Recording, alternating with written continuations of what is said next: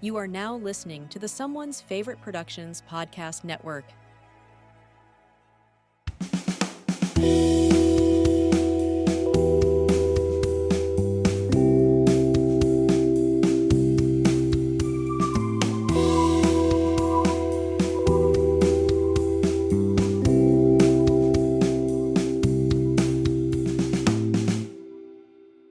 Welcome to the Radiance Films Podcast, a show dedicated to all things Radiance Films. I am your host, Adam Lundy, and I am delighted to be joined today by content creator, the Fanatical Dragon. Dragon, Greetings. how are you? I'm incredibly well and very, very happy to be here. Been absolutely loving the podcast so far. I know you're still in fairly early numbers, but you started strong. I appreciate that. It's not your first rodeo, right? Because you do the other podcast as well. Correct, yeah. So I've been podcasting all together now for nearly 4 years. Be 4 years in November. My other podcast called They Live by Film. I had my co-host Zach on the last episode where we talked about some of the horror releases that Radiance have done so far. So not my first rodeo, and you know, I was able to use those connections to get Fran in for the first episode, which was amazing. Yeah, it was great. Really, really good. Thank you. I appreciate it. And I appreciate you coming on. It's great to have someone with your expertise, considering the films we're going to be talking about today. There's some of the stuff that's definitely going to be very much in your wheelhouse. For those listeners who may be unfamiliar with what you do you want to maybe just give an introduction about who you are and, you know, where people can find you? Of course, we're going to be doing links in the description, but maybe just give the listeners just a sort of peek into who you are and what you do. Sure. Like many others, I jumped into the YouTube world during lockdown when we were all stuck at home with not that much to do. Had been an enormous film fan and went to film school a long time ago now, but been into movies my whole life and specifically very much into Asian cinema. So the podcast, the YouTube channel, although it didn't specifically kind of start out to be kind of East Asian cinema focused, it kind of ended up being predominantly revolving around that sort of area. Not a total hard rule. Occasionally I will include other stuff, and Radiance weirdly have actually kind of been sort of indirectly responsible for me starting to kind of expand the reach out a little bit more into some other aspects of world cinema. But having the YouTube channel led me to being picked up by Ricky Baker, who anybody who knows Asian cinema will know Ricky Baker, and I write the reviews for Ricky's Eastern Heroes magazine, so an actual old school proper printed publication, which is a bit of a weird rarity. So I do all those Blu-ray reviews for that too, but YouTube's pretty much still my main kind of focus, and lots of unboxings, lots of movie reviews, and then when I'm lucky, interviews, which has fast becoming my favorite thing to do for the channel. So I've been really, really lucky to get people quite closely connected to the sort of physical media world over the last couple of years, and then actually some actors and kind of stunt coordinators, action choreographers, those sort of people as well. So it's just been a whole bunch of fun. But yeah, it's pretty much what I do as the Fanatical Dragon, which you will find me on YouTube as. Awesome. Yeah, and I know the channel looks to be doing really well. You have a couple of thousand followers now, subscribers, I should say. So yeah, this is actually version 2. I made a lot of very early rookie mistakes and got my channel obliterated or Godzilla stomped by Toho in Japan for egregious error of stupidly posting episodes of a very old, very obscure Sonny Chiba show, which I was convinced was out of copyright, and learned after posting almost an entire season that was not the case. I had 26 copyright strikes in one day. My initial channel got completely nuked, but I was very lucky that by that point I'd met enough people in the YouTube world that they kind of came to my aid, and the second channel I was able to kind of get back up and running. So yeah, the current channel is technically my second channel. So I think I've been doing it for about the same length of time you've been podcasting now, but in its current incarnation, it's been up for about 2 years. Yeah, a lot of people started off during COVID. That was the same with myself. Started podcasting during COVID because I wanted to talk about films with people. My wife does not care about movies, especially the ones that I watch. So same. I suspect in both our cases, probably been a marriage saver. Exactly, precisely, yes. So I think a lot of people in you know, who do this stuff you know, ended up starting a lot during COVID because it just gave us, you know, a creative outlet and something that we could do from our homes. But I will say this with the Sonny Chiba thing, as annoying as that may have been, at least like it must be cool to know that Toho know you exist. in a roundabout way. I kind of I wish that in some ways it had kickstarted them into doing an actual proper release. But I've learned subsequently. I've got a couple of friends who are much more knowledgeable with the sort of ins and outs of the Japanese sort of online streaming side of things, and Toho do actually have their own sort of Netflix equivalent in Japan, which is only available in Japan. And so it was really when the channel actually started picking up Japanese subscribers.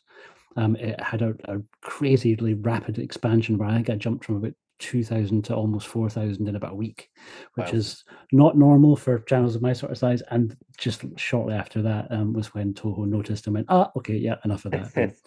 So now I'm posting only my own stuff and no Sunny Cheap episodes. Suffered from success, but happens to us all. Great. So look, like I said, we're definitely going to be touching on your expertise throughout this episode for a few different releases. We're going to be talking about the most recent announcements. So we're recording this now Thursday the 12th. So the announcements for December just went live yesterday. So we're going to have a quick sort of talk about these. We're going to go through them bit by bit. And then obviously we'll talk about the films that came out at the back end of August. Yeah. So I don't quite know if I'm going to do this. I'm not going to look up the spines of these. I'm sure I could zoom in on the pictures to find the spines. I'm just going to go through these in the kind of backwards order that they're posted on the website. So I'm going to start with the Bo Widerberg film, The Man from Mallorca. So that one was part of the most recent announcements. Obviously, this is the second Widerberg film that has come into the collection. The Man on the Roof came out very, very early. I think it was maybe Spine. First wave, wasn't it? Yeah, I seem to remember it kind of coming out not long after Big Time Gambling Boss, I think. Spine numbers are a little bit higher. I want to say it was definitely within the first 3 or 4 months. Yeah. I'm just turning my head to go look at my bookshelf to see what spine it is. Where is it? Oh, there it is. My eyesight isn't that good. I think it's like spine 7 or spine 6 or something. It's quite low down. So it's been a while since we saw a Bo release, but it does continue a trend of Radiance releasing multiple films by the same filmmaker, but usually spread apart quite a bit, which obviously we'll touch on a little bit later with last month's releases. I'm not familiar with this film. I don't know if you'd come across it or heard of it or anything like that. I'm certainly not familiar with it, which is the case most of the time when Radiance do their announces. 100% the same for me too. I think I don't think I'd even heard of Bo Widerberg before seeing Man on the Roof, which I kind of enjoyed. It wasn't like sort of top tier releases for me, but it was enough that this has also piqued my interest, where I'm kind of quite intrigued, particularly also because I think it has one foot in noir. Like in a weird way, this could have almost been a contender for a noir box set, though I think it is possibly, is it color or is it black and white? I'm not sure. Going by the artwork, it's obviously all in black and white, but it certainly could be in color. So I'm actually not sure. But I was thinking that as well when I was reading it, to kind of, the blurb and stuff, that, maybe this could have ended up in a world noir set if it wasn't for maybe the other release. I wasn't largely familiar with Widerberg either before Radiance, apart from the fact that Criterion put out a kind of mini box set of some of his other films at a similar time that The Man on the Roof came out. So I thought it was interesting that two companies kind of did a release. So maybe there was something in a vault in Sweden got opened, and companies were allowed to sort of bid for rights for films, because it was around the same time, I want to say, that The Man on the Roof got announced, that Criterion announced a set. And I can't remember. I think it's maybe like 2 or 3 films, different ones, of course, not the same ones, but different ones in the Criterion set. So, but up until then, I wasn't familiar with his work, which is a consistent theme at Radiance, and it's why I love the label so much, because they do kind of challenge the canon and kind of open viewers up to new experiences from different filmmakers and stuff. So that's great. I'm very much a noir guy. I like a gritty crime drama. So the description of this one piques my interest for sure. It's one of those ones I'll definitely be watching kind of as soon as it arrives. I'm a big noir guy. As well right there with you. Kind of going back some 20 odd years to kind of when I was finishing film school, you had to do a kind of big massive dissertation for your kind of fourth year kind of end of studies and the written side of things. And I chose to sort of probably stupidly challenge my sort of senior professor at the time and do it entirely about film noir, arguing against it being a genre of its own and more that it was a series of stylistic conventions, which they absolutely hated at my particular university. And I think we were at loggerheads the entire time, right the way through, passed, but not particularly well. But weirdly feel that if I'd written that now, I could have used so much of Radiance's releases to kind of back me up, because a lot of the stuff that they've been putting out, although it's still under the sort of noir banner, they're very different movies, like kind of very different genres, very different feels, and I wish they were around 20 years ago. That's surprising that in film school they would be trying to argue that film noir is a genre.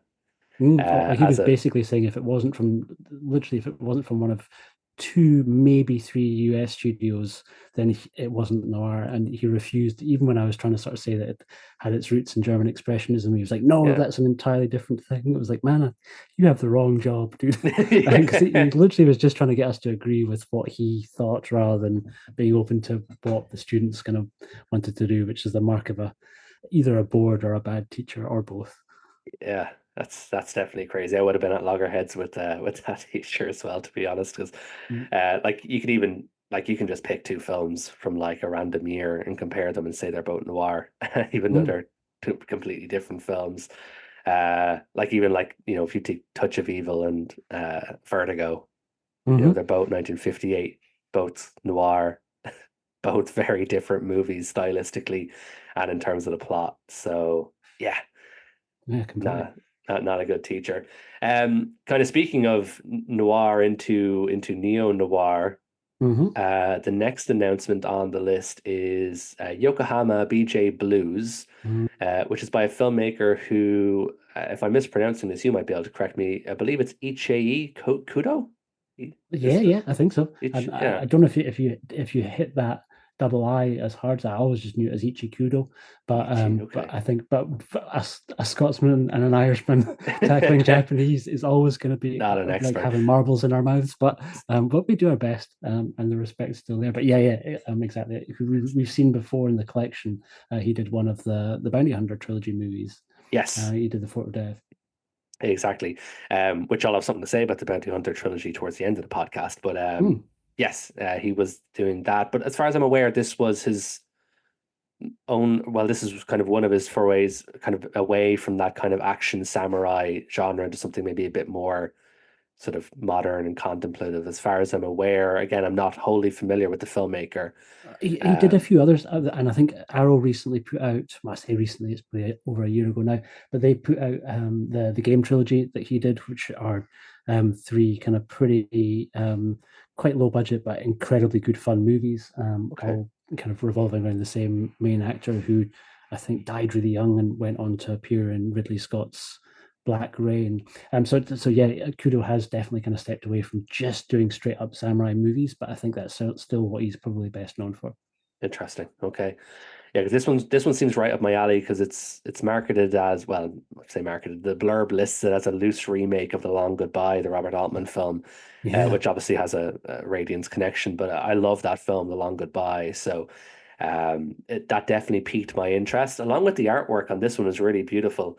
I love the cover art that was done for this. It reminds me of I don't know if your YouTube algorithm is the same as mine, but I often get recommended very random Japanese funk albums for no reason at all, and they always have like this style of a thumbnail. I can't really quite put my finger on exactly what the style is. There's probably a term for it, but it reminds me of that a lot. It really draws me in. I think it's really great looking. And another film I'm really looking forward to seeing, just based on the description of it. Maybe slightly controversially for what we're going to get onto next, but I think this is the one of the December releases I'm most excited about. Partly, yes, because it's kind of ticks my East Asian cinema interest, but also really just the subject matter as well. It's the kind of the one that when it was announced, I was it immediately pre-order, which I haven't done for The Man from Mallorca or for the other release, which we'll get to in a second yet. Though we'll see how things go as we get closer to the date. Yeah, this is like kind of like with all the releases this month, really. They're all instant pre-orders for me, and again, this is going to be one of those ones where when I get my delivery in, I'm going to be trying to decide which one to watch first. There's no obvious weak spot for me in this month, which is, a testament again to Radiance's quality, that they put out films where when you get your delivery, you're trying to scratch your head and figure out which one you're going to watch first. So again, this is another release that I'm really looking forward to. But I suppose, yeah, go ahead. I was going to say, I think kind of Fran's incredible kind of wealth of experience that he's had at Arrow has put him in this very unique perspective, really, of kind of being able to kind of curate the films you didn't know you needed in your life with unbelievable consistency. Really, it's quite phenomenal, and I think that stylistically how they're presenting the stuff too, really, it's rare to see a cover that I'm not really impressed with, kind of visually. I think. The way that they're putting together all the releases is just, his strike rate is through the roof. It's incredible. Yeah, and that's followed him since from when he was like over Arrow Academy, and then into Radiance. Like Arrow Academy was, for a while, that was my favorite kind of line of kind of boutiques. Nearly everything they were putting out, I was loving, because obviously they did a lot of world noirs and stuff in Arrow Academy before the world noir sets were a thing. Now at Radiance, they were putting out a lot of world noirs, a lot of French stuff in particular. Yeah. So that's, he's been consistent, I think, in his career from when he was with Arrow now to doing things with Radiance. He's always putting out really interesting stuff from, I suppose that's the whole idea, really. It's putting out films that, like you said, you didn't realize you needed, or maybe you'd never heard of before. And a lot of the time, and this was a surprise to me as well when I first started collecting, a lot of the time these films are getting put out, it's not like they're not critically acclaimed or award winning. A lot of the times these films have won awards. They've just kind of fallen through the cracks of time because, they haven't gotten releases, or things with rights have been a problem for a while, and now suddenly they're not a problem anymore. So it's not even as if, because there's some boutique labels out there that I would maybe accuse of scraping the barrel just to put out a release in terms of the quality of film. 100%. But I never feel that way with Radiance. Yeah, like... No, completely. I feel he's making things... He's taken the most difficult path that he could, or in some ways the highest risk path that he could. But there's a kind of confidence and assurance that he's following it through with that's really admirable. I think it's really... it's a shame sometimes that people kind of don't view their potential customers with a little bit more faith, that they're going to basically leap into something that they maybe don't know or haven't bought 100 times already, because the amount of times that we're seeing other labels just basically doing another release, or even Criterion to a certain extent, sort of safe bets of, okay, yeah, we knew we've sold 1 million copies of this, let's just put out a 4K that's exactly the same extras, but is just on 4K format, and it just feels a little bit too playing it safe in a way, and a bit too predictable. Yeah, so I admire his kind of bravery and his testament to kind of really just focusing on the movies, the ones that I think clearly he's able to get the rights to, and he thinks that people will get behind. Yeah, it's cool. And it's very, very cool. Simply, it's films that he likes. He mentioned this on the first episode he did with me. He talked about some films that he wanted to put out, and it was literally a case where he watched them, he really loved them, and he wanted to put them out. He wanted other people to see them. So, it's not always about, picking a film. No, of course, obviously there's a business aspect to this. It needs to be profitable at the end of the day. But it seems that he's not putting out stuff for the sake of making money and making a profit of. He's putting it out because he genuinely enjoys the films he's putting out. He thinks that they deserve to be seen. Which is great. It's good to trust your audience like that. Now, in terms of, I suppose we're saying all this, in terms of the safest bet release that could have happened this year, I think this is probably one. This was one that I don't know if you had seen. I didn't want to bring it up when I had Fran on the podcast a few weeks ago, because I didn't know if this was a leak or not, but I saw it somewhere. I can't exactly remember where. Somewhere on Reddit. Someone had posted a screenshot of a post from some art house cinema in the UK somewhere, and it said we're going to be showing The Exterminating Angel, part of a new scan provided by Radiance Films, and this was a couple of Ah, months ago. oh no, I didn't see that. Yeah, so in the back of my head, I was thinking Exterminating Angel is going to come out in December because I know Buñuel is Fran's favorite filmmaker. He's saving this either for December or for January. I wasn't expecting a box set. Mm, So The Exterminating Angel, the cat was a little bit out of the bag with that one. The actual box set itself was certainly a surprise, and it's a beautiful box set. mm. The artwork is gorgeous. I know some people might not like the pink. I like the pink. Oh yeah, I think it looks great. The individual artwork as well, for each of the actual films is stunning. Like the Viridiana one is incredible looking. The Yeah. individual artwork for that. Um, are you a fan of Buñuel? Have you seen many of his films? We kind of jumped back to my film school days, and there was the guy who I butted heads with was an enormous fan, and so I'm familiar with. I've not seen Veridana, and I can't remember if I've seen The Exterminating Angel. I have though watched Simon of the Desert multiple times, because Okay. he ensured that he showed it to us multiple times.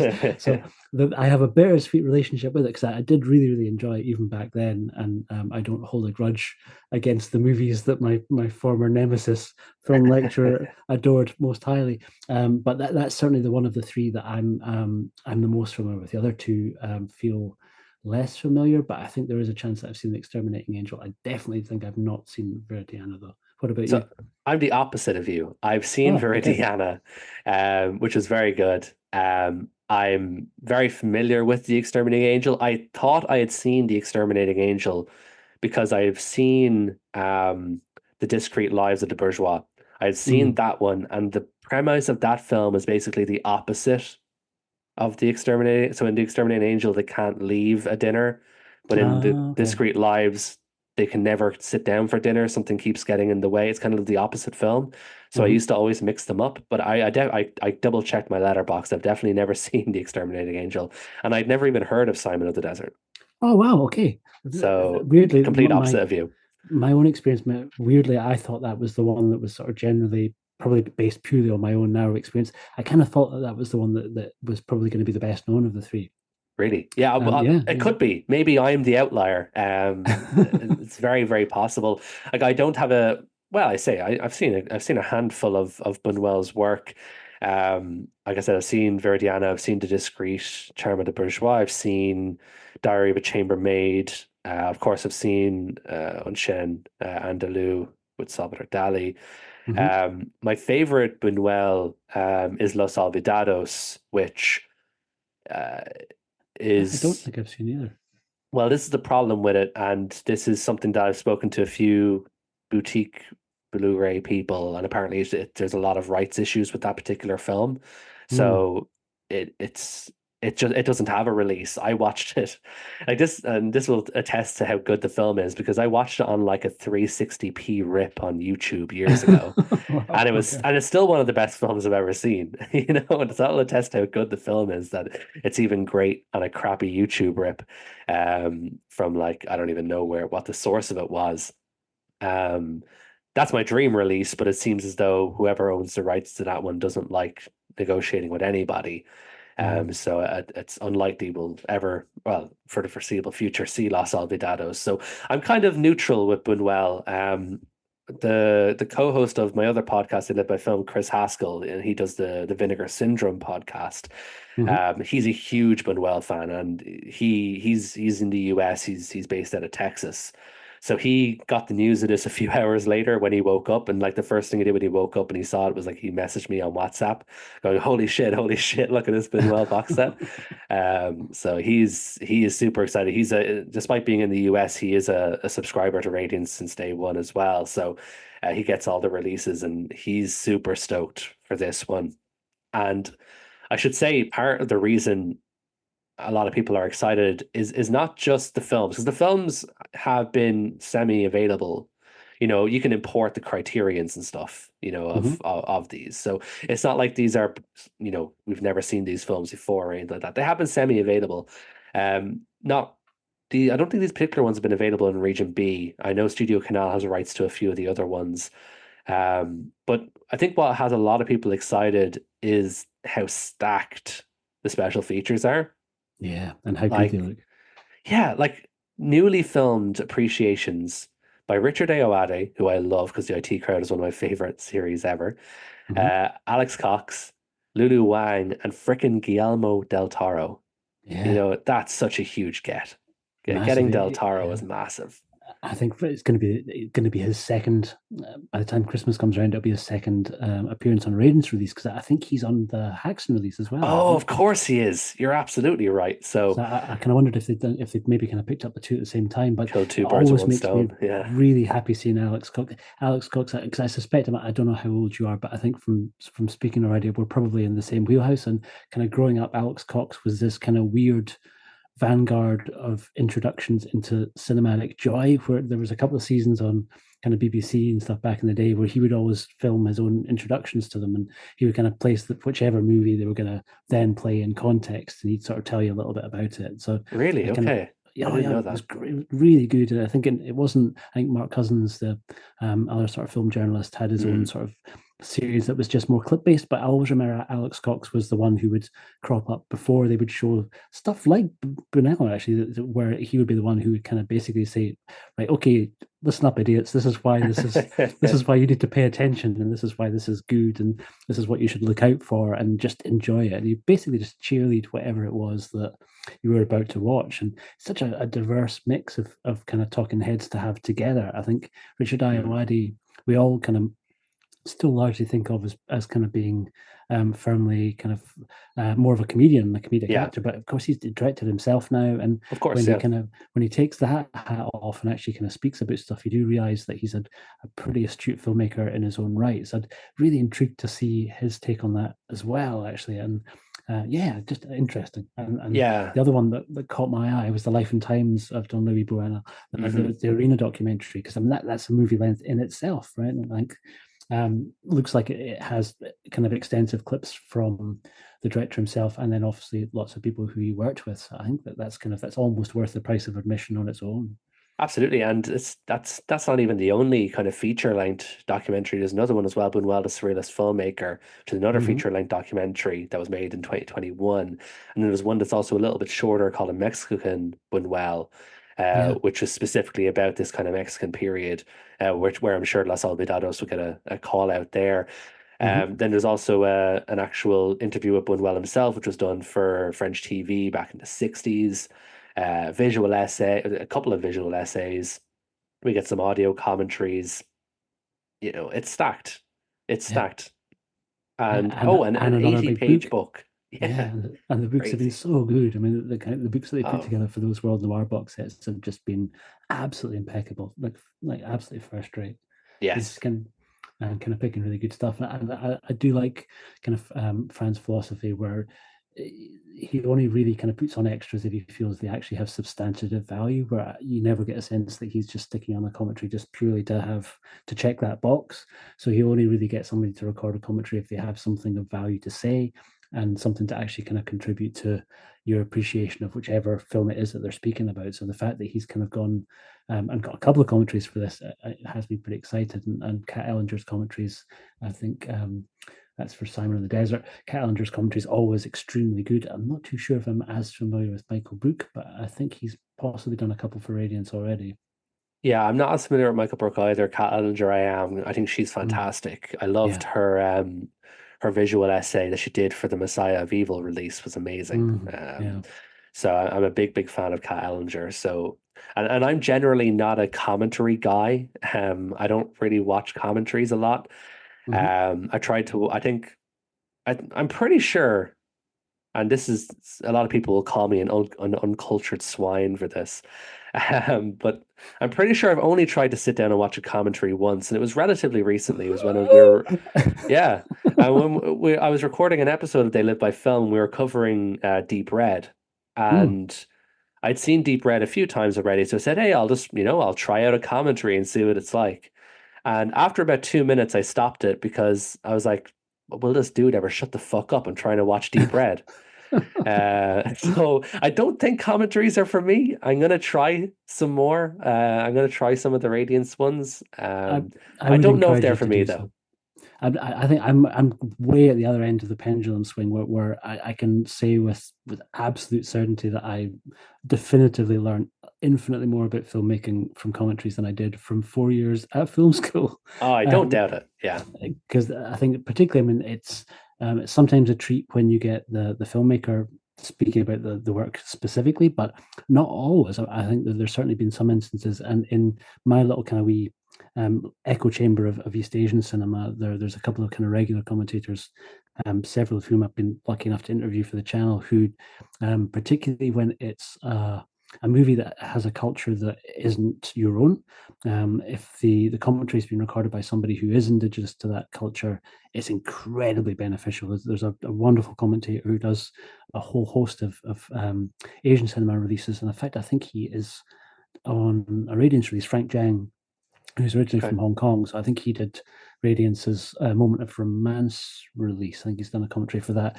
But he'll literally tell you if the character on frame passes by a sign above a shop that's relevant for context, he'll tell you what that sign means when often the subtitles won't. And there's times when he's kind of explained kind of why certain things are being referenced, or things that there were maybe a Hong Kong TV commercial during the 70s when that movie was made that they're riffing on dialogue from, or just a whole bunch of extra stuff that you wouldn't necessarily know unless you checked out the commentary. So I would encourage you to dive a little bit more into that. That there's some absolute classics I can point you in the direction of on some kind of big US films that are just incredible. That in some ways I'll listen to the commentary more often than just watching the movie on its own in some cases. You've inspired me. I'm gonna try and do it for a few of the films I've seen like multiple times, or I'm not gonna Mm. get pissed off that somebody's talking over it because that's A definitely my good way main to maybe gripe. get into it is pick a movie that cause there's loads on YouTube. So some of the really early James Bond ones are great fun because they're sort of collected assemblies of lots of different people kind of cut together into a new track, and they did that for the Aliens movies too. I often just Okay. download that as an MP3 and I'll stick it on my phone, and if I'm kind of going out running, or if I've got a journey to make somewhere, I'll just listen to the commentary even without watching the movie, because it's not always sort of scene specific. So now some of them I just almost just view them as like podcasts before podcasts in a way. Yeah. There's definitely that angle to it. Mm. And it's kind of funny that now things have gone full circle, and now people are getting podcasters to do commentaries I know. on film. So it is kind of almost come full circle. You've inspired It's me. Ouroboros. I'm gonna sit down and I'm gonna watch one of the new films with commentary. I think what I'll do is, let me just double check that this one has the commentary, because I've seen Viridiana, but obviously I'll watch it again. Mm. Viridiana has commentary by Michael Brook, so I'm gonna Mm. watch that for you, and I'm gonna message you afterwards, and I'm gonna tell you what I thought of the commentary. You can praise me or curse me after the fact. Exactly. Um, Perfect. So obviously, look, those are all the announcements from yesterday. Mhm. Just going to double check this, but I would assume that if you add all of these, yeah. So if you add all those to your cart, if you're buying directly from the Radiance website, if you add them all to your cart, you will get 10% off. Mhm. If you're ordering all of them, that ends on October the 9th, which is when the next set of announcements are Announcements, going to be. So which is it's crazy that it's going to be January already. This year is yeah, hurtling by. Yeah. insane. It's crazy. It's crazy. Perfect. Look, those are all of the announcements for December 2024. So we're going to jump back in time, and we're going to Mhm. talk about the films that came out at the end of August. Mm. So few releases to get through, five films in total, three releases, but five films. Yeah. Let's tackle this spine by spine, Okay. because we're jumping back a little bit for the first film that we're going to talk about, Mhm. which is the Taikata release, which is Spine 39, which is Tokujiro Lone Yakuza. Mm. Just to give a reminder to listeners, these are spoiler-free discussions, so if you haven't seen these movies, don't like be panicking and turning off the podcast or anything. We're not going to be spoiling anything. Just going to give a kind of overview of our thoughts on these. For those who haven't picked it up and maybe don't know a lot about it, I'll just read you the kind of blurb from from the release. Mm-hmm. So Takajiro is a wandering swordsman who finds himself caring for the family of a man he killed under the orders of a Yakuza boss, but the criminal gang won't stop until the whole family is dead, including anyone who dares a step in their way. Uh, Mm-hmm. yeah. Mm-hmm. So one thing I'll say, look, I had never heard of Taikato before. Before Radiance, I should say. Obviously, I know this is his fourth film that Mm-hmm. Radiance have put out. I'd never heard of him before. The dude fucking rules. Yeah. Yeah, he's been the biggest revelation for me from Radiance so far. His films are so good. He's And this is incredible. another banger of a film. Yeah. Um, I mentioned it when I spoke with Fran on episode one that I'm not the biggest Yakuza guy Okay. because, and it's only because, especially like the like the battles against honor or without battles without honor and humanity, that kind of style of really fast paced Yakuza film, it just half of it goes over my head and I don't really know what's going on half the time. Okay. So I struggle sometimes with the Yakuza film. So I was a little bit worried, but then I realized that this was like a period Yakuza film. Yeah. So I was like, okay, this sounds cool. Yeah. And I mean, obviously I'd really liked all the other Taikato films. So I was optimistic going in and I was right to be optimistic because it's great. yeah. Very, very good. I think maybe not my because of how much I've loved the other Taiketo movies that have come out to date. They're kind of a victim of their own success in a way. So I don't know if I enjoyed this as much as I have the other Kato movies that we've seen. Noboru Ando and Taiketo together is there's a magic there that I didn't quite find here. And also, maybe unfortunately in my instance, I'd seen there's another movie that is this exact same story because it's based on quite a famous Yes, yeah. book, and the other version has the incredible Raizo Ishikawa, the guy who we saw in the Shinobi no Mono box set. He basically Right. plays the hero in that version. So although I think the Taiketo version is a better film, for me it felt there was a deja vu element to watching Tokijiro that I found it wasn't off-putting, but it was a factor. So it meant that I maybe enjoyed this slightly less. But it's an incredible movie, and it's an infinitely better version than the Raizo Ichikawa version of the same story. Right, okay. Yeah, because this was probably out of the four that we've gotten, this is probably my second favorite. By a Man's Face is top for me. Number one, I loved banger 18 Years in film. Prison. I really loved 18 Years in Prison as well. That's probably my bottom one, but that's not to say it's a bad Interesting. film or anything. It's just the one I enjoyed the least, and you can probably guess why. It's a Yakuza story, but obviously, Yeah. a good chunk of it's in prison. Um, but I think that more speaks to the quality of the films rather than, not to say that one is bad. I think hmm they've all been very, very good. But if if I had to put them in an order, I think that one would probably 18 Years in Prison probably be at the end, then I the Executioner, then hmm Takajiro, and then By a Man's Face, because that film is just awesome. Yeah. That's an incredible watch. With Tokajiro, what I enjoyed a lot, because despite not being a big fan of Yakuza movies, or well, not saying I'm not a big fan of them, but not having a lot of prior great experience with Yakuza movies, I am a big fan of samurai movies. Okay.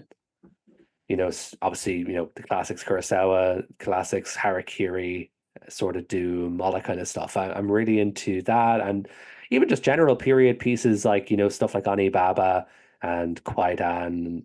I'm a big fan of kind of period Japanese films. Same. Um, so getting this kind of period piece that had the Yakuza elements, but they were a little bit easier for me to digest, probably because you don't have the mayhem of like the cities and stuff. I think that's probably half of it. A lot of times with Yakuza movies, everything is so frantic, whereas hmm this one's a little bit more like with other Kato films, it's a little bit more patient hmm with how it's filmed, how it's directed. The cinematography is fantastic, set design, production design, etc. Is all fantastic. It's a really good looking movie. mm Um, As all Taiketo's movies are, and it's yeah, fascinating to me that he's visually very consistent, even when he's dealing with different genres, and even when he's dealing with different cinematographers. So you get a sense, as you kind of maybe do, I guess, to a degree with sort of David Fincher movies. If you look to American directors, where you can tell that who's in charge ultimately.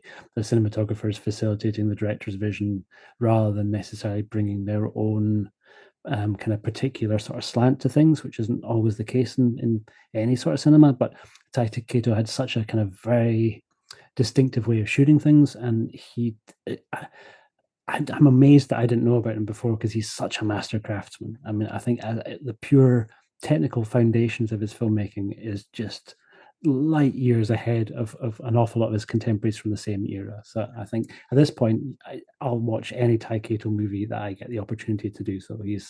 And there's not that many directors that I would say that for, in terms of, regardless of subject matter, regardless of cast, regardless of any other element, I will watch every single movie that man has done that I can get my hands on. He's incredible. Yeah, I'm hoping for more releases from him, frankly. Same. Because I don't know if you picked up the book that Radiance published for this by Tom Mess. I did indeed. Mind Yeah, about Style. It was really interesting. Yeah. And there's a mention of a lot of different films in that book, that I kind of want to see now, because of the way, that they're described.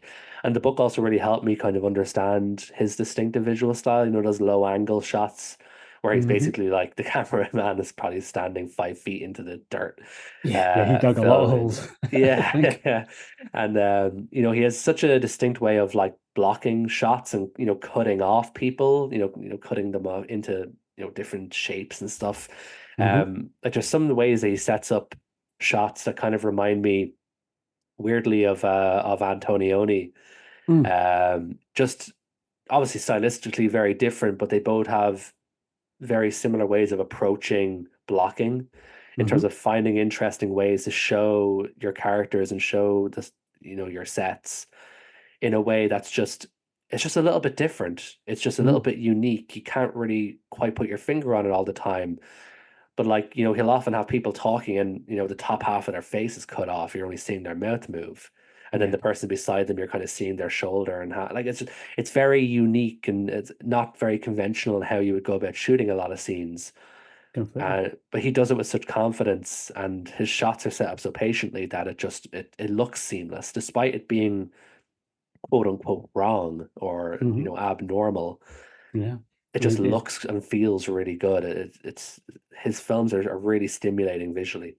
His use of color too, I think, and the multiple ways in which he does it. So sometimes he'll do it through kind of his kind of set dressing and set design. Occasionally he'll do it through costumes, which was used a lot through 18 Years in Prison. Yes, that kind of choice of the orange jumpsuit, and just absolutely incredible. And I think really, it's strange to me in a way that, and I love Kenji Fukasaku's work a lot, but you can see kind of how much, in a way, I think Kenji Fukasaku was massively, massively inspired by Taiketo, and almost like a kind of master and student type situation, I think. And I'm not too sure I think Kenji Fukasaku kind of found his own different style ultimately, where it was much more closer to almost like a documentary style, where his movies at their best are very frantic and frenetic. And there's been a couple of Fukasaku releases that are from earlier in his career that, if you told me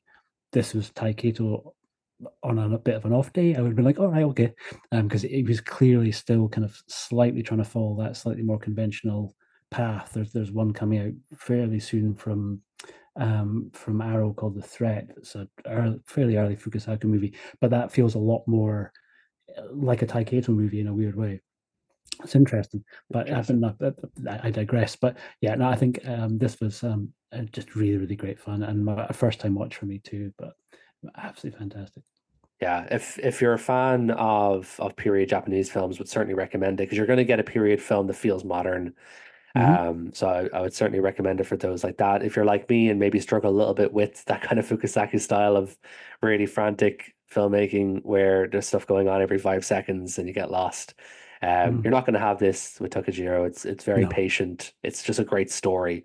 It's told really well, directed excellently. Script is great. I've nothing bad to say about the movie at all. And wonderful cast too, and a leading man who I wasn't that familiar with. I think I'd maybe seen him in Gyoken, but Kinosuke Nakamura is our lead, and he's not not entirely sympathetic as No, just definitely not. his on-screen sort of presence, but still, and a slightly similar thing with Noborando as well. But they're still eminently watchable. There's something kind of quite captivating about them on screen, even if it's not necessarily someone that you'd want to kind of go and have a beer with at any point, but really enjoyable to kind of watch. He does a really good job of kind of carrying the film through, and be interested to see if we see more of more movies starring him in the future. Mm-hmm.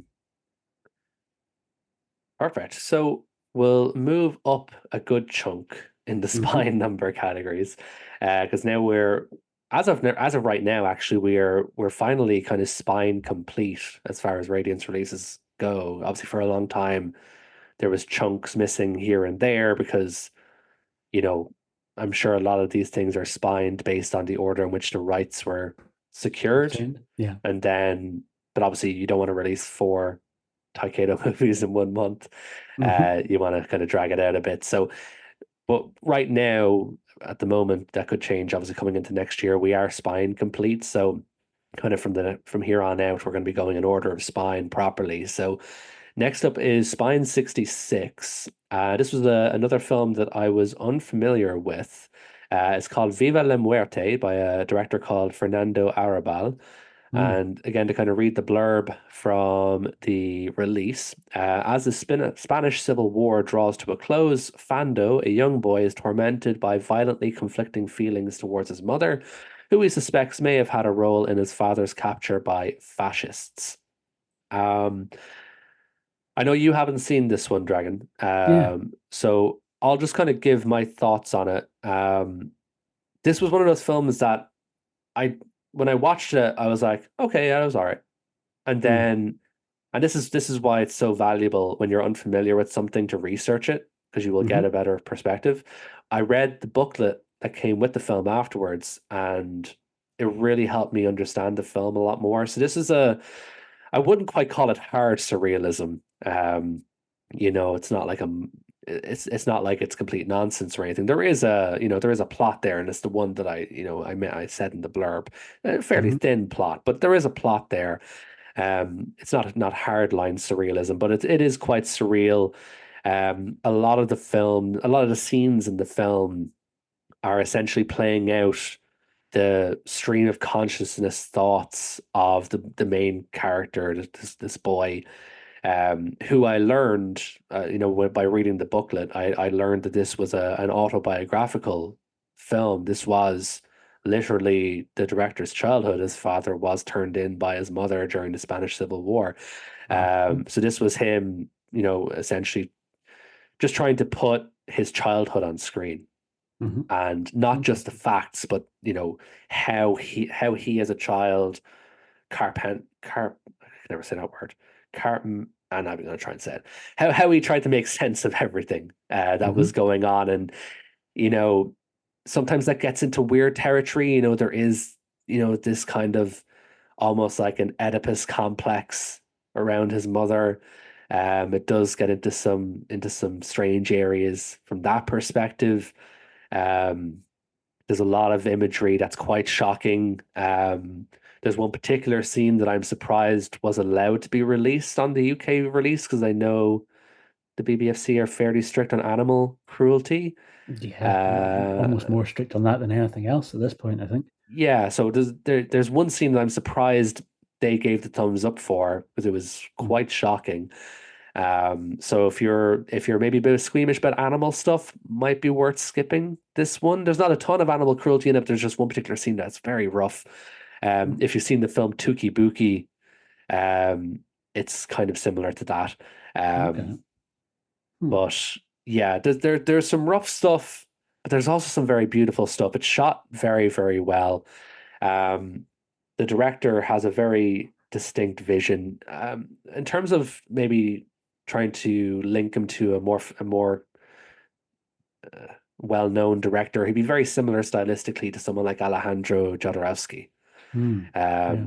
And that's Yeah. kind of who I described him to one of my friends when I was telling them about this And release. And they were contemporaries, right? They were. They founded the Panic movement. The Panic movement, precisely, yeah. So they were contemporaries. They were, so the stylistic links are there for a reason.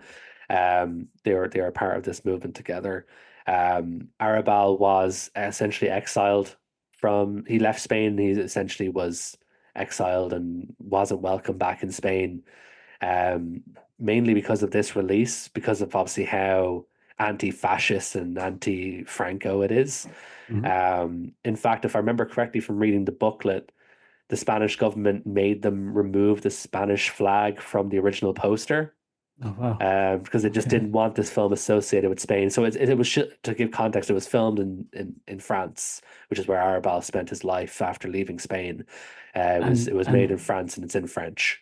timeline wise, we're early 70s, like 71, Oh, I that's a think. great question that I don't have off the top of my head. I'm double checking. I've got the page here. Yeah, I think 1971, which is interesting. I'm not too sure politically how that part of the world was at that particular time. So I think that there's probably a sort of capturing the mood of the age element to this movie that might make it of interest to people who aren't necessarily kind of fans of that filmmaker or of Jodorowsky. Because I have to be honest, it was that connection that gave me slight pause, because Hmm. I struggle a little bit with Jodorowsky's work. I'm not too sure how you find his stuff, but he's sometimes left me a little bit cold. Yeah, John, and th this is why when I initially watched this film, I felt similar. okay. Like this kind of style of surrealism, I guess, is not really my cup of tea. I like my surrealism as basic bitch as possible. Give me David Lynch all day. Yeah. I'm very basic bitch when it comes to my surrealism. Um, so this type of film is not normally my cup of tea. Um, but saying that, I did gain an appreciation for the filmmaker, I guess, rather than maybe the film itself. But I did gain an appreciation for the filmmaker and what he was trying to say Hmm. by reading the supplements. And So and do you it know what? I pays to do it. not want to cut you off, but I sometimes kind of find with these sorts of things, it can often your rewatch value can massively change your perspective on it. And I think there's been certain movies that I really flat out hated the first time that I saw, that I now absolutely adore. But it just took a long time for me to get to that point, probably significantly aging. So I think 2001 is probably the most notable example of that. I saw it very young, like I was maybe 9 or 10, I think, and didn't really understand it. Kind of got a bit frustrated. Liked bits of it because I was loved science fiction movies as a kid, and there was enough of it there that I could sort of engage with it to that point. But overall, found it confusing. Hated the soundtrack first time round. I was just basically not in the right sort of place to appreciate it for what it was, right? And then flash forward some 30 odd years, and it's a movie that I obviously quite rightly now have a more accurate perspective of considering a masterpiece. And I think this might maybe kind of be one of those sorts of things. So I think one of these ones that I think your perspective on might change over time. Like if you revisited it in sort of 5 or 10 years time, do you think your perspective would change? Knowing the context, I'm sure it would. Yeah. Like now that I suppose, not to say that I understand the film now, but knowing the context, surrounding the film and knowing that it's autobiographical and Hmm. knowing, why the director is trying to tell the story, it probably would. I only watched this a couple of weeks ago. I'm sure if I put it on tonight, I would probably like it more, even Interesting. knowing, what having that context fresh in my brain. Yeah. 'Cause sometimes context, like especially when we're talking about world cinema and we're talking about areas of the world and timelines, that we haven't lived in or haven't lived through. Sometimes you lose that crucial context and it can make a film difficult to watch. Like the biggest example that I can give on that front, which is almost sacrilegious, the Renoir film, The Rules of the Game, Hmm. often considered one of the greatest films of all time, and I hate it. I hate the film. I've seen the film about 4 times because I've Hmm. tried to force myself to like it for the sake of, for the sake of being normal, I guess. But I don't. I hate it so much, and it's because it's everything about the film from a non-technical point of view, everything about the plot and the characters and stuff. It's all so specific to that particular era of France that I Hmm. just can't connect with it in any Yeah. meaningful way. I can say, the shots look great. It does deep focus really well before Citizen Kane ever did. It does sound design really well before Citizen Kane ever did. I can look at it from a technical point of view and say, technically, this is a good movie, but I don't like it. Yeah.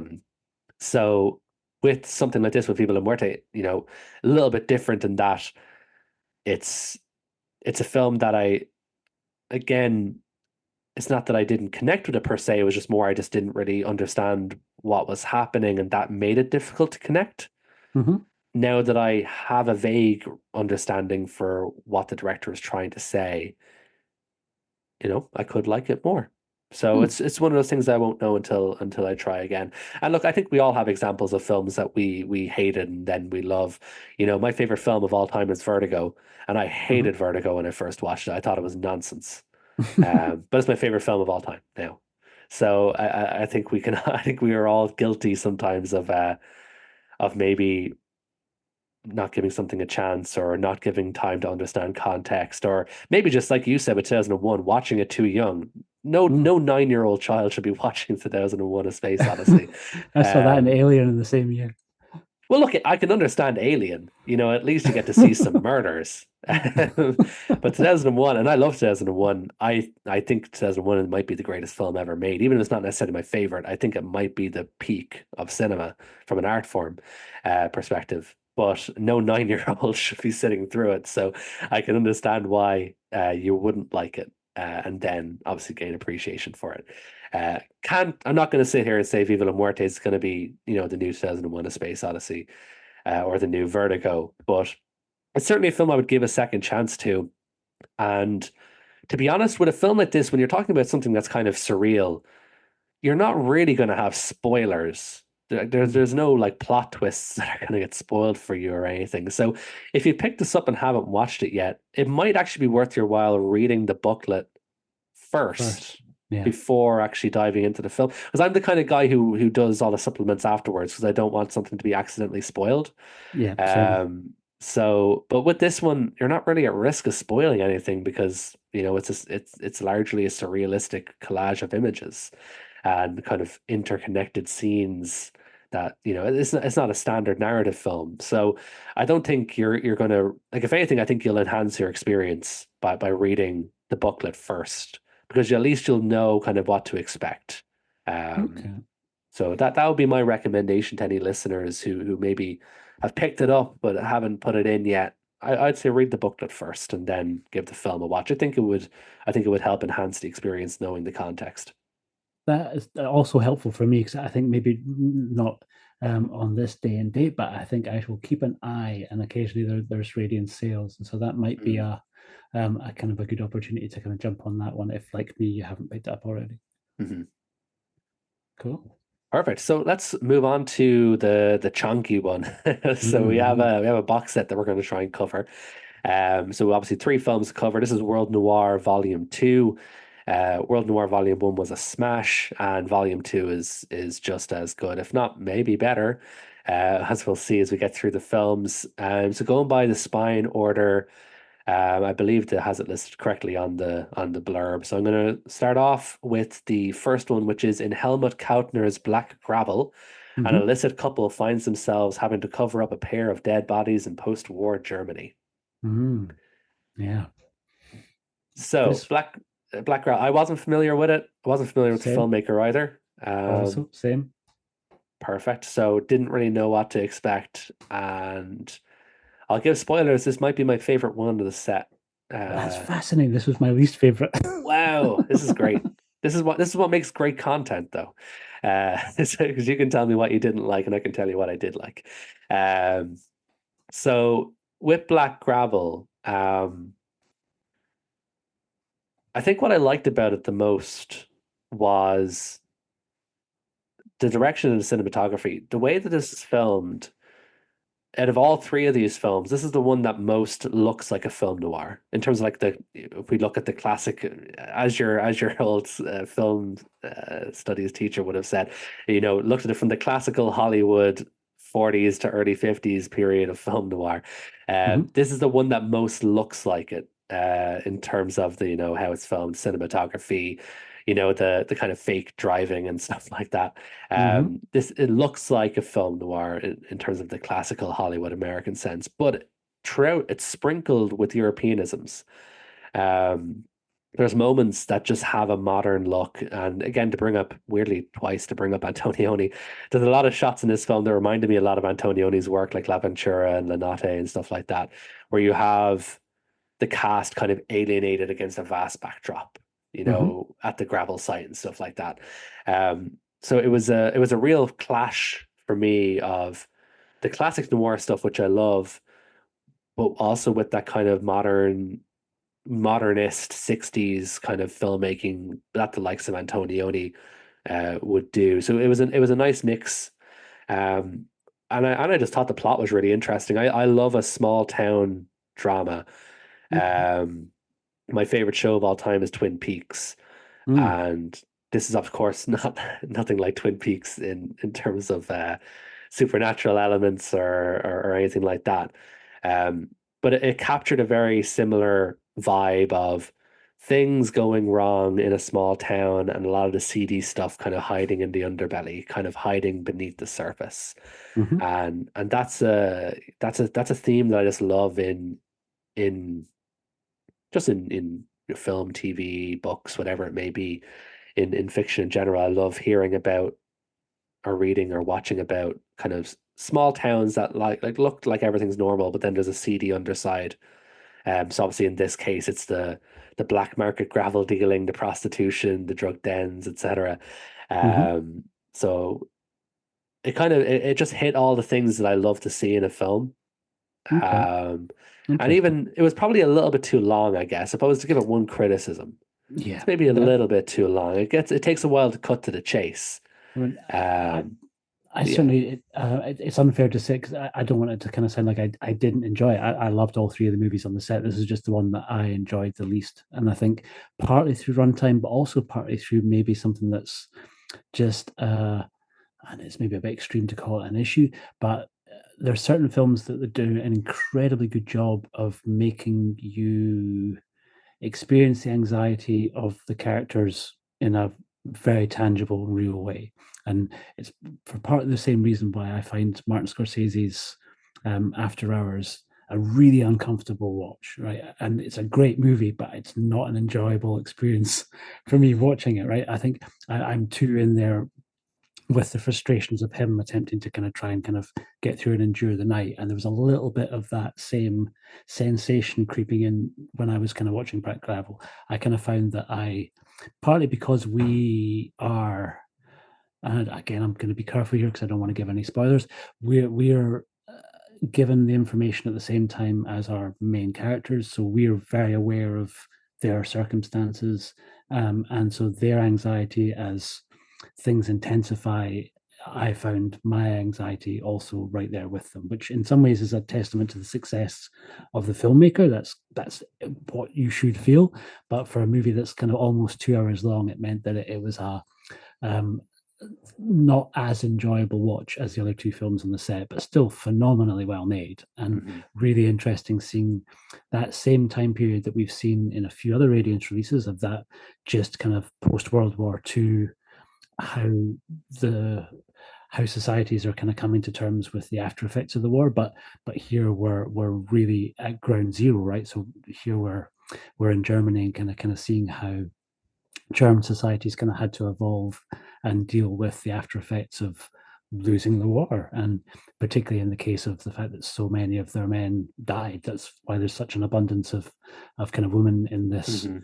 area that was normally kind of quite quiet, and then there has been a big US base is kind of being built in the middle of that, so suddenly there's an explosion of Americans and an awful lot more men, and that's where the prostitution element that you mentioned kind of comes from, and all that sort of stuff incredibly well realized and really interesting and really well played by the kind of the actresses that we kind of had playing even the small incidental parts. There's a kind of world weary girl who runs the cafe where our main character is living, and I thought she was great, though she maybe even only had like what, a dozen lines, if that, through the whole film. But there was a kind of a weight on her shoulders that was tangibly felt. So yeah, I thought it was an incredibly well made movie. Just maybe not as enjoyable for me as the other two. No, that's completely fair. Yeah, and everything you said is pretty much bang on. A film is a success for me if it makes me stand up during it. I'll always give top props if I have to stand up during a movie, not to stretch my legs, but to stand up, in an anxious way, like you mentioned. Or you're pacing back and forth. Yeah, and it happens with a bunch of different films. After Hours, funnily as well, like you mentioned, yeah, great example. And then obviously, more modern examples like Uncut Gems and Get Out and stuff like that. Very high anxiety driven movies. And yeah, Black Gravel, it definitely has that element of it as well, because like you said, we know what's happened. Our characters know that they're probably going to get found out. They're trying to cover their tracks. They're trying to do their best. And we're kind of like, I suppose the best way to put it, I can't put it better than how you did. We're learning everything at the same time as everybody else. Yeah. So it's obviously we have some knowledge that other characters don't, but there's a lot of different players that play in this film. There's a lot of moving parts, a lot of different characters that seem minor and incidental end up having key roles towards the outcome of the film. So there is an ensemble element to it where there's a lot of smaller characters that are maybe only, like you said, in a couple of scenes or have a couple of lines that end up being important. Um, yeah, like I said, And probably a little bit too long. It took a little bit long to get to the part that was mentioned in the blurb. yeah, Um, a wee bit, yeah. But I think on reflection, though, and I think it maybe needed it, because I'm really curious to kind of find your perspective. And again, we'll totally keep this spoiler free. But the main character, Robert, our kind of black market slash fixer to a degree, lorry driver, kind of main central character. I really didn't like him for about the first probably half of the movie, but by the end of it, I kind of was on board with him. Like I kind of, at the beginning, I actually flat out thought he was a dick for probably the first sort of like 30 or 40 minutes. It was like, dude, what are you doing? Because again, I'm not going to give the spoilers of kind of how he was interacting with kind of one of the female characters. I think the blurb on Radiance's website alludes to the fact that he runs into someone who he has had a relationship with before, and that there was a sort of slightly stalkery, borderline sex pest vibe to how he was at the beginning. But as the film kind of unfolds, you get more of a perspective on where he's coming from, right? And I don't think it was necessarily as sleazy a place as I maybe dismissed it of in the beginning. And so by the end of it, I was kind of rooting for him and his former Flaminga, and that's again a testament to kind of really the skill of the director in kind of basically just wrapping you up and investing you in these characters. Yeah. See, I love a lovable rogue. Anyone that even slightly embodies Han Solo, I'm on board. So He was certainly that. He was indeed, literally a smuggler. Yeah. yeah, exactly. So, and even had a cool dope jacket like Han Solo does. So, I didn't really find him too much of a dick personally. But I like those kind of characters, those kind of conniving son of a bitches that you know you shouldn't root for them. Maybe they're not all good. They're maybe at best anti-heroes. Um, but yeah, I liked them. I liked all the characters really. Um, in this, as I said, I just thought it was a great film. It does some really great world building, building up the town of characters and stuff. Um, yeah, like I said, it was my favorite of the box set. But again, I enjoyed everything really. I think the one I enjoyed the least is the one that's going to come up next. Spy Well, number 68. If you want to jump forward to that one. yeah, it's a Sympathy for a Massacre. Sympathy for a Massacre, yeah. So Jacques Dere's Mm. film, which again, to give you the kind of brief blurb from the front of the release, five gangsters buy a cache of drugs, but one of them is planning a double cross. So it's very straightforward. Um, This one, it's a good film. It has a good cast. It has some cool twists. I think just something about it left me a little bit cold. Um, And that's fascinating. This was my favorite of the set. wow, interesting.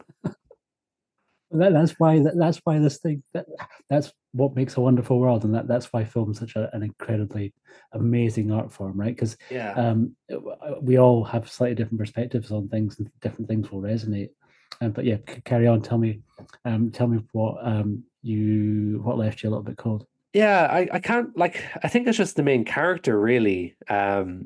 He's very calculating, very cold in what he does. I don't think there's anybody in the film that I kind of latched onto Okay. or that I really warmed up to. Again, I know that these are all criminals. I'm not supposed to necessarily like all these people, but kind of like with Black Gravel, I would have liked to have had a character that maybe was a little bit easier to warm up to.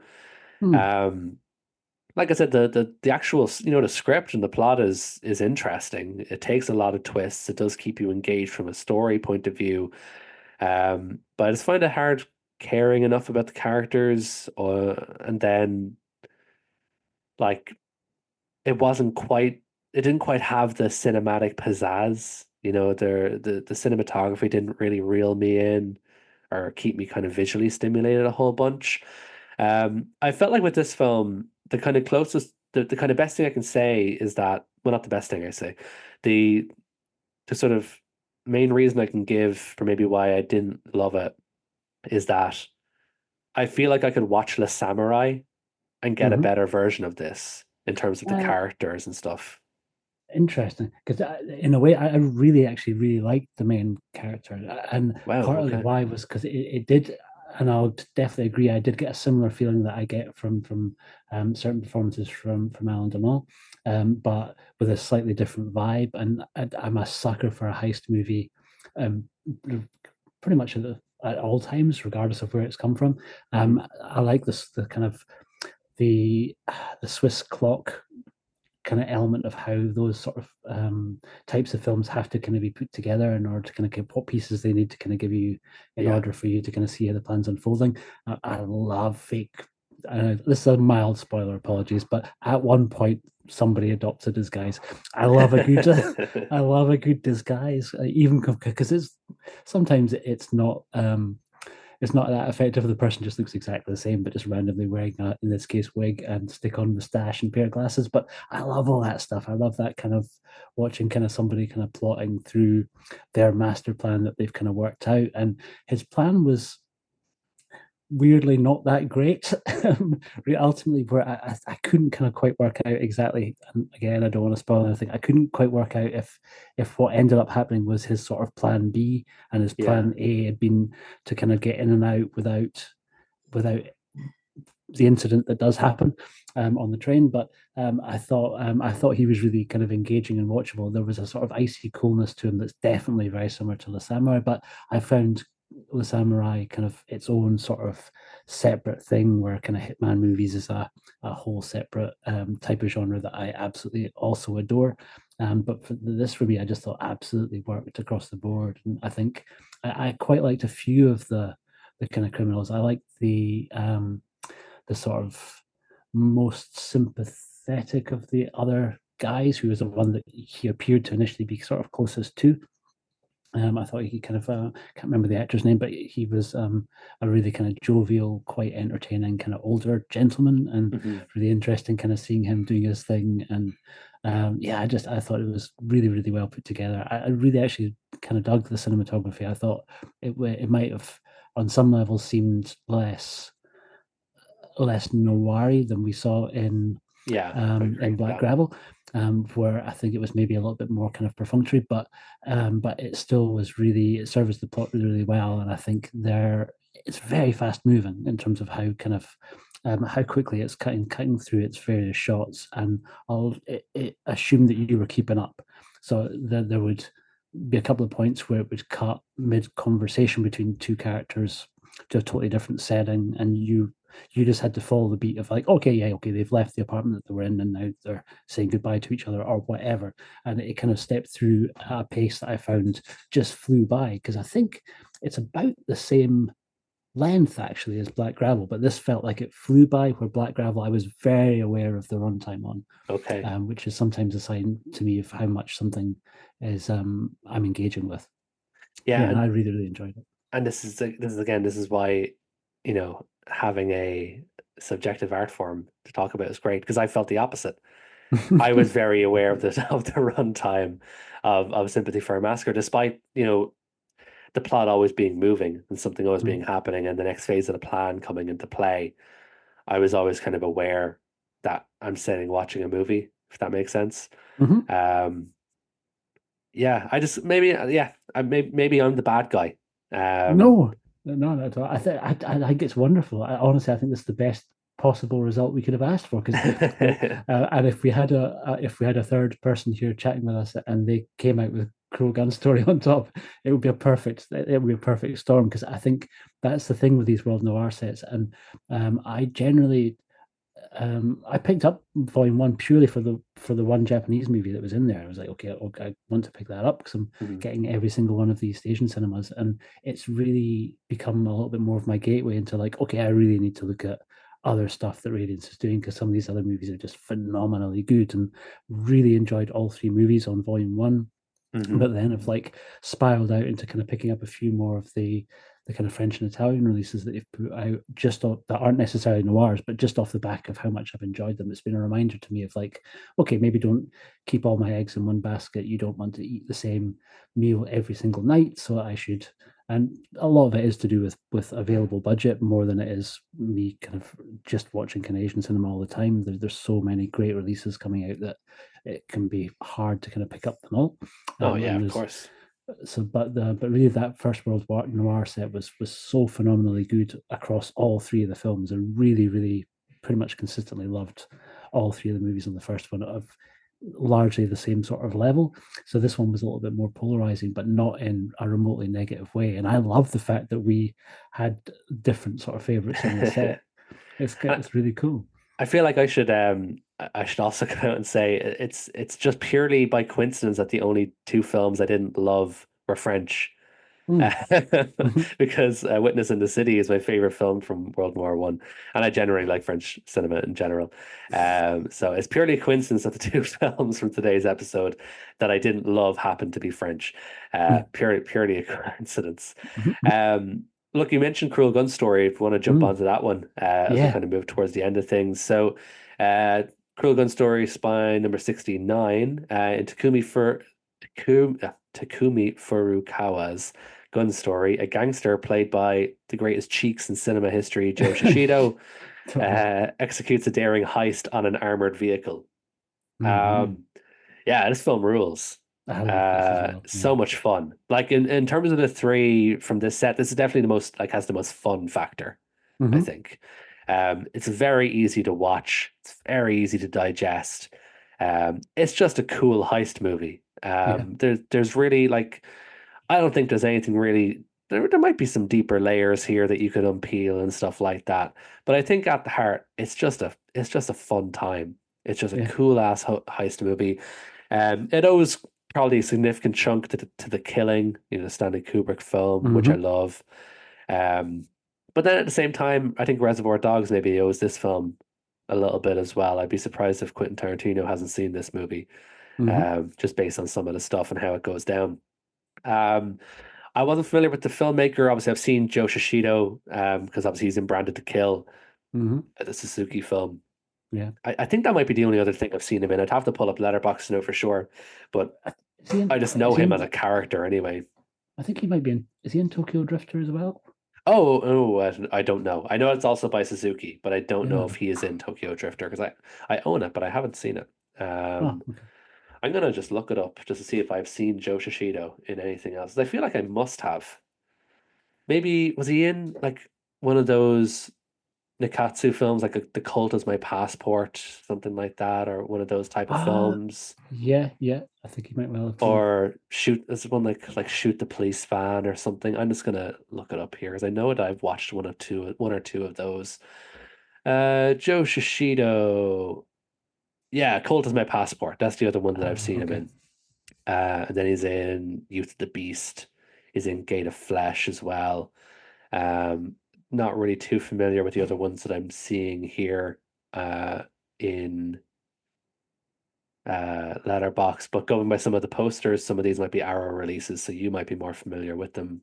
The Rambling Guitarist, Nikatsu Diamond Guys, Okay. Yeah. Yeah. Yeah. Voice I've Without a seen. Shadow. I Yeah. don't know if you're familiar with those. Um, that might be more your wheelhouse. Anyway, not to digress, not to go too far off track. Joe Shishido is great in this movie. Hmm. Um, and his film is a lot of fun. Was this your first time seeing this one? Yeah. Yeah. I think it did have a release on one of those kind of Criterion non-Blu-ray releases. Big Yes, I think it's Eclipse in the releases. same one I mentioned. I think it's called Nikatsu Noir or something like Yeah. that.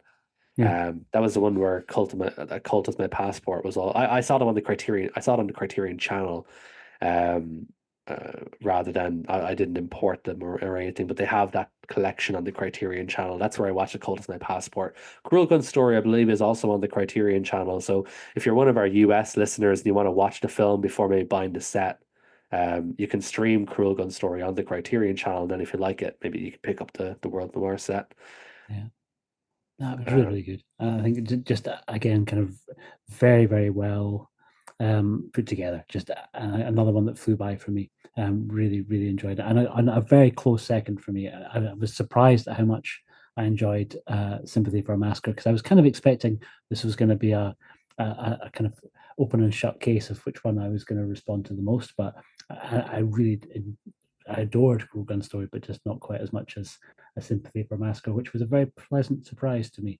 But yeah, really, really good, very, very kind of well constructed, and mhm. Japanese cinematography in that era, I feel, was kind of light years ahead of anybody else. So although I think this one might be the best looking of the three for me, and might maybe not necessarily the most classically noirish, but a lot of the most kind of interesting shot construction and the most intricate sort of stuff going on from a cinematography point of view that kind of helped to kind of move things along at a very brisk and very enjoyable pace. Really, really good.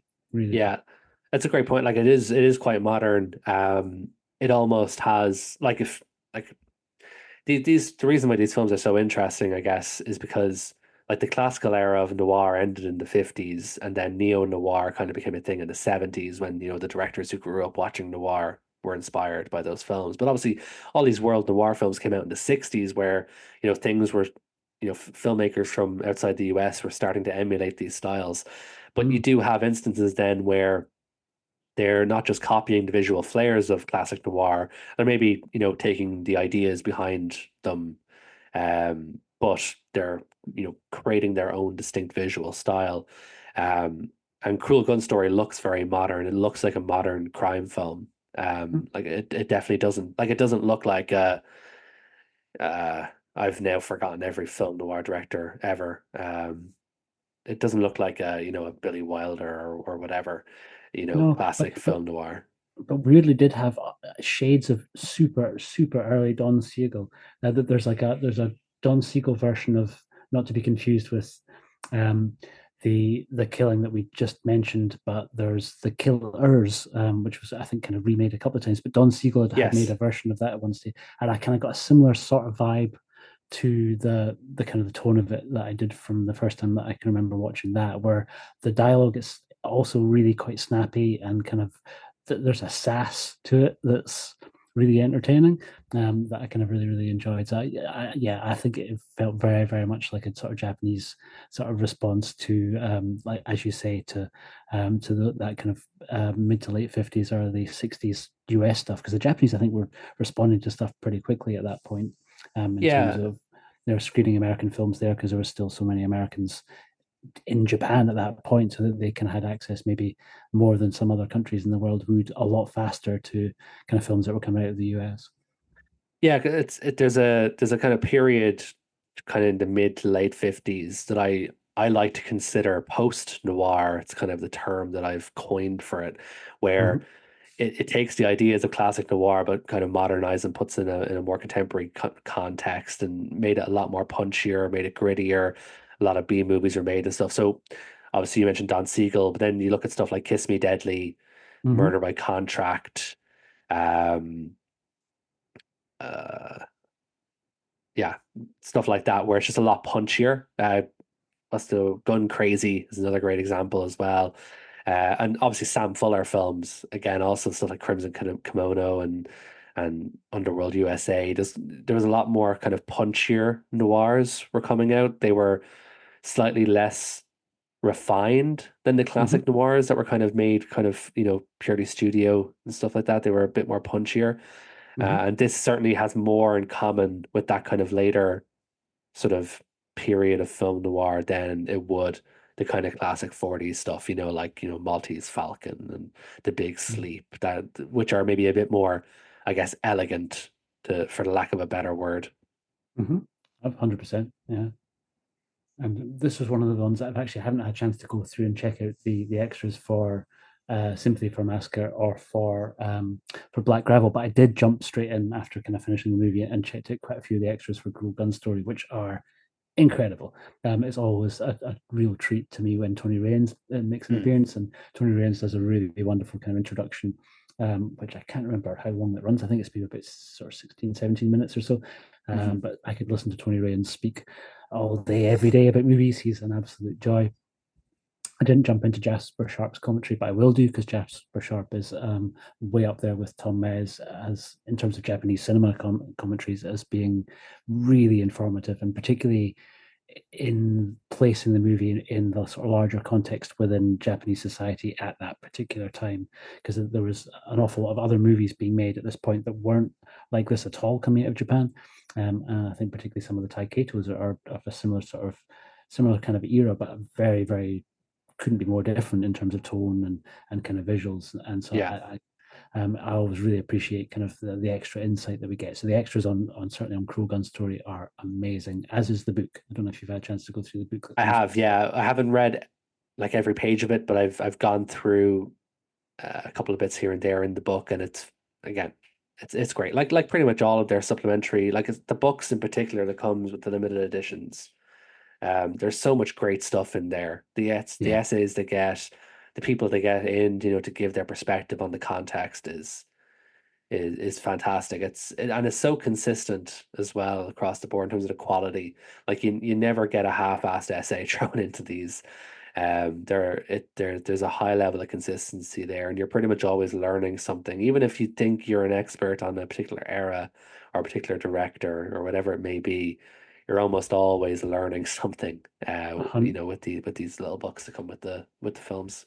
100%. And I had a very similar kind of similar experience to yours with Viva la Muerte, where with Black Gravel, because reading the essay on Black Gravel after seeing the film made me actually kind of appreciate it all the more, particularly when they were speaking about how Black Gravel had been received at the time, where kind of really was kind of a bit of a I don't want to say a bomb, but it was not well received at the time when it kind of came out in Germany. I think they kind of viewed it as stirring up things that were probably making society quite uncomfortable, and all that Yeah, came from the essays. I think the essay in that particular case by Carmen Gray, speaking about post-war German politics and film, and I found that really informative, and it kind of gave me a little bit of a slightly different perspective on the movie, which I enjoyed before, but I just enjoyed more after checking out the essay. So yeah, dive into those books, because I think I've spoken to a few people who occasionally, not necessarily in relation to Radiance, but just to some boutique labels, just describe anything that's sort of additional on there as somehow this grift to try and charge more for a release. And that's right. Yeah, maybe true in some of the other boutique labels where they're just giving you a kind of a poster that you're never going to put up, or they're giving you some art postcards that cards. you're never, that's just never going to go anywhere. And that's couldn't be further from the case with the Radiance books, is that there's a good reason why they've released an actual separate standalone book Mhm. by Tom Mes that we mentioned earlier on, because the kind of quality of the literature and the quality of the people who they're getting in to write about these movies could be a standalone book. Like if the books that came with the World Noir sets were just released as standalones on the Radiance website, I would have bought them, even if they weren't included in the box set. They're very, very, very, very good. Very high quality. Yeah. Awesome. Well, look, I think we've covered pretty much everything we needed to do. Any final thoughts on any of the releases at all on your end? No, just I thoroughly hope that World Noir Volume 2 sells as well as 1, and that we get a Volume 3. I'm digging this fact of him kind of curating a couple of different movies together from different places. It's a really nice, refreshing way of jumping into films that are tangentially connected through the stylistic convention of noir, rather than necessarily all being the same genre. Because even though we had this time around, we had in theory, two sort of heisty movies, they were so different from each other in kind of execution and tone, and both really enjoyable. So yeah, I just roll on Volume 3. Hopefully this keeps on going for as long as Radiance are continuing to kind of put out other releases, because there's still so many more that I suspect that we need to be introduced to that we haven't heard of yet. Absolutely. Perfect. Look, we're going to wrap things up here, folks. As I said, I will put all of the links to Dragon stuff. Go subscribe to the YouTube, follow him on socials, etc., etc. Been great having you on. It's been a pleasure. It's been my pleasure, honestly. In terms of what's coming next, in the next couple of weeks, I will be doing a Vault episode, looking at the Bounty Hunter trilogy. I gave a slight hint of that about an hour ago. The Bounty Hunter trilogy was going to be relevant. I'm going to be doing a Vault episode on that. I'm going to be joined by Elliot Cohen. So really excited for that. That's going to be out in about 2 weeks' time.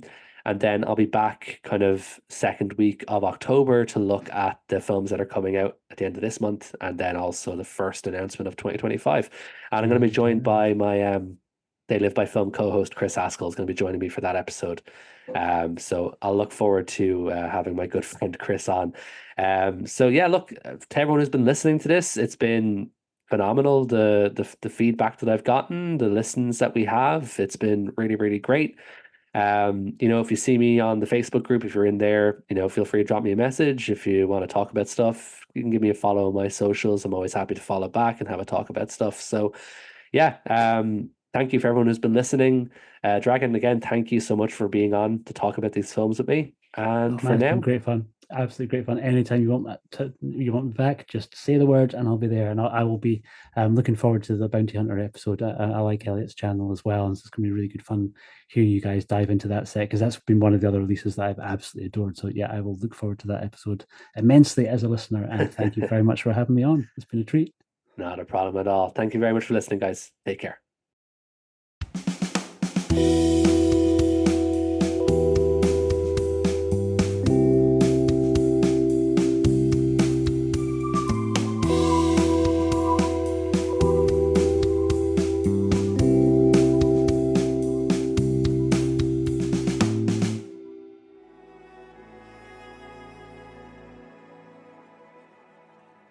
Thank you for listening. To hear more shows from the Someone's Favorite Productions podcast network, please select the link in the description.